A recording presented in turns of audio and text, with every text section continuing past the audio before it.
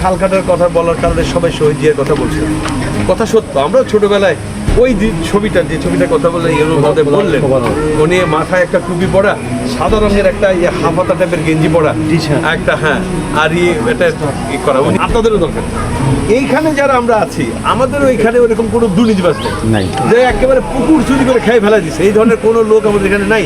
তাহলে আমরা আশা করতে পারি যে আমাদের কাজটা এখানে সুন্দর হবে এবং আমরা একটা সুন্দর জিয়ানগর আপনাদেরকে উপহার দিতে পারবো। এই যে খাল কাটার কথা বলার কারণে সবাই শহীদ জিয়ার কথা বলছে, কথা সত্য। আমরাও ছোটবেলায় ওই ছবিটার কথা বলে মধ্যে বললেন, উনি মাথায় একটা টুপি পরা, সাদা রঙের একটা হাফাতা টাইপের গেঞ্জি পরা একটা, হ্যাঁ, আর এটা করা উনি ঝুড়ি আর কোদাল নিয়ে উনি, এটা ছোটবেলায় আমরা স্কুল লাইফে আমরা দেখেছি, সেই দৃশ্য কিন্তু দেখে এসেছি।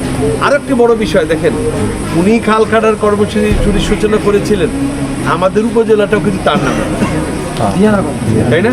উপজেলাটাও তার নামে।